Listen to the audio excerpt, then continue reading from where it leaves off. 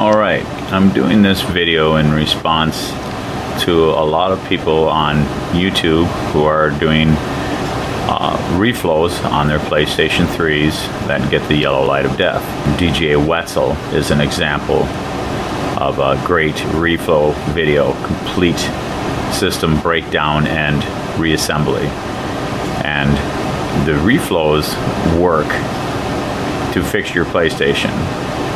But the problem is that your PlayStation 3 is overheating, and that is causing the yellow light of death.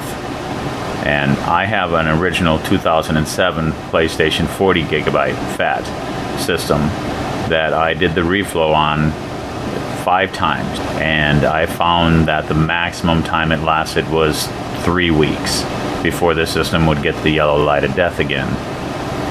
And it got me to thinking, why is the PlayStation overheating? Because I'm using heat to fix it, and heat is killing it. And so it came down to the simple answer is that it's your fan. Your fan sensor has gotten weak on your system, and it's not allowing your system to cool the way it should properly. I'm going to show you today a free, simple, easy fan modification that will increase the amount of time your PlayStation will need to be reflowed again in. On average, I have found that my fan modification, along with the reflows repairs that I've seen on YouTube, last 9 months on average before the system will need to be reflowed again. So it's not a permanent fix, but if you went to the extent to reflow your system once, it's not a real big deal to do it again. This is a PlayStation 60 gigabyte. On the bottom, when your system is apart, you will find your fan. On every fan, there are 3 wires coming out of the fan and connecting to a clip on the bottom into your system. There will be a red wire, there will be a black wire, and then there will be a lighter colored wire. On this particular system, it's a gray wire, a light gray wire. All 3 of those wires go to this clip that go into your system. What you'll want to do is pull the clip out, and you're going to want to remove the gray wire completely from the clip. You can do that by sticking like a bobby pin into the side of it and lifting up the little flap, and you can pull the gray wire right up and out of there, no problem at all. Now you'll just have your red wire and your black wire going into the clip. You'll want to plug that back into your system, which I'm not going to do at this time. Or you can just cut the gray wire off near the clip and make sure to put some electrical tape onto the end of the gray wire so it doesn't make contact with anything. Now the gray wire is still connected to the fan. Now you're going to take a piece of wire and add it onto the end of the gray wire as an extension, so you can run it through the system. On this particular one, I ran it through a couple of the holes on where the hard drive goes in, so it can go around to the power supply on top of the system. I used about 5 inches of wire to do that. I'm going to flip it over, and since I just did the reflow on this system, I just put the power supply back on at this stage just so we can see what's going on. Alright, so I have the gray wire with the extension on it routed through the system, because if you route it around the outside of the case here, you won't be able to get the black case closed correctly at the end. So you'll need to experiment some and find a way to get that wire up through there without messing up anything else. It's not that hard, just do a little looking around. All right, on the back of every power supply, there are 4 wires. Now on a 60 gigabyte, an 80 gigabyte and above, I believe, since I've only worked on the 60s, 80s, and the 40s, you'll want to take the gray wire extension coming from the fan and splice it into the very first wire on the left. You don't want to cut the wire in half. What you'll want to do is just remove some of the wire casing and tie that gray wire extension into the first wire on the left coming out of your power supply. Now on a 40 gig, I believe it's the second wire from the left that you'll want to tie it into. On the 60s and the 80s, you'll want to tie it into the first wire on the left. If you want to get into it, you can use a voltmeter. It should be a 3.3 volt coming out of the back of your power supply.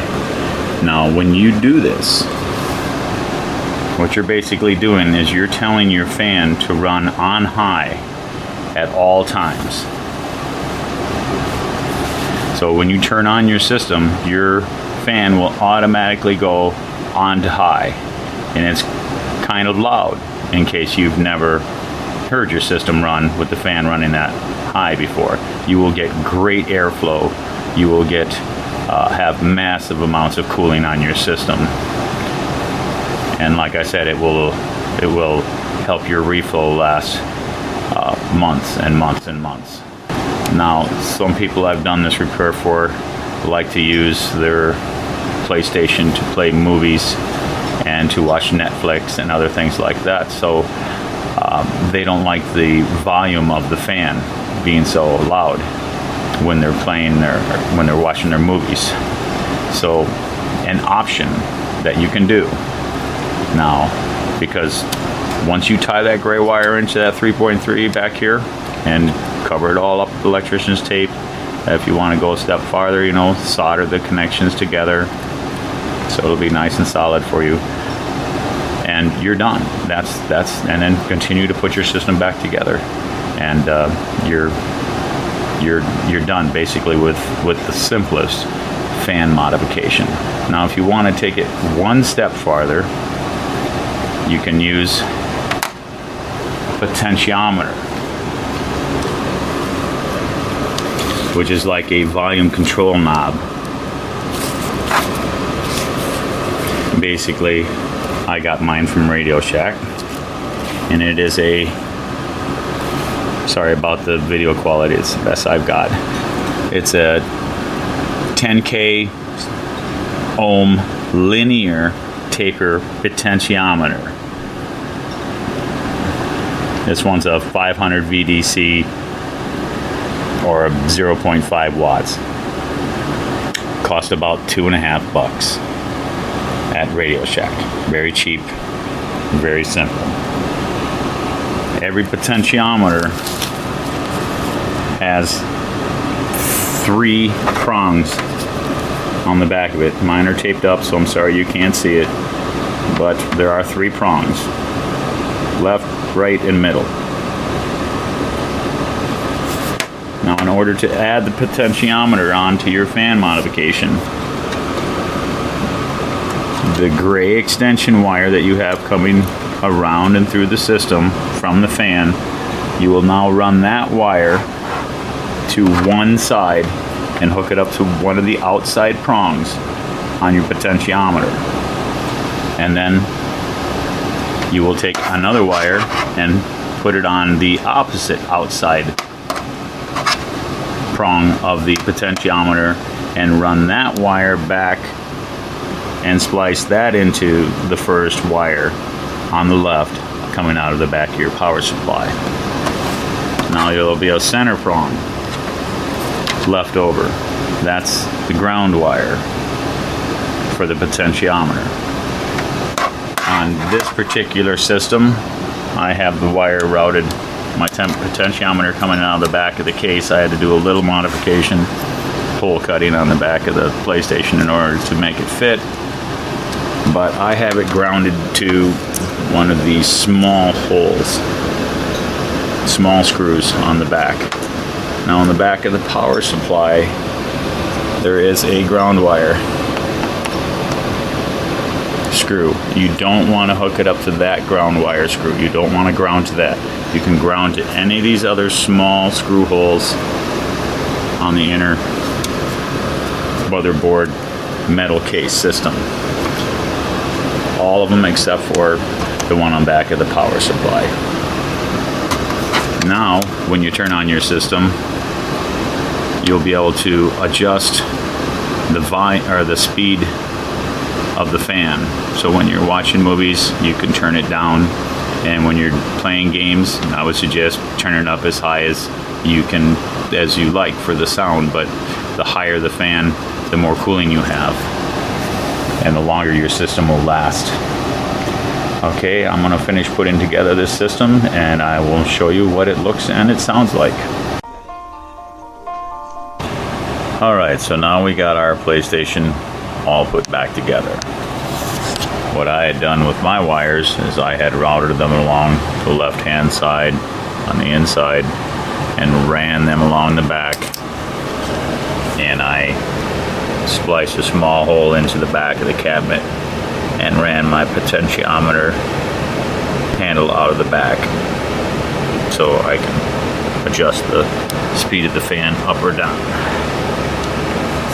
Okay, first thing you gotta do is, of course, turn it on and hope that your reflow works properly and the yellow light of death is gone. Okay, the system is turned on. Now I can reach back and turn up the fan.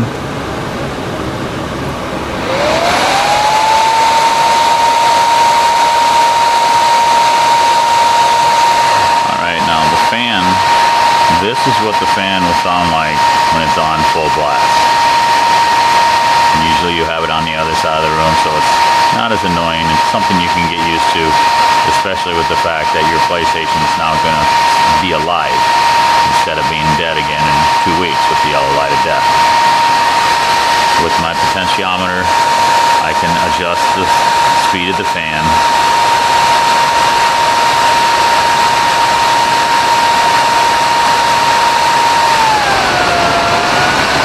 Turn it up like half speed, quarter speed. But you don't want to turn it completely off while you're playing games or watching movies.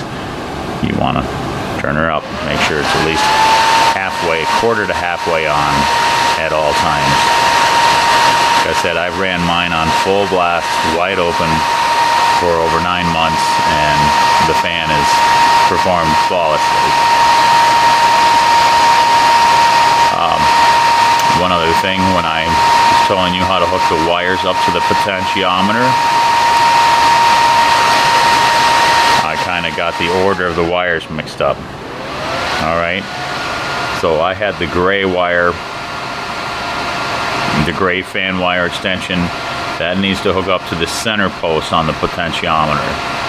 And then you have another wire from the right hand post going back to the first wire coming out of the left side of your power supply.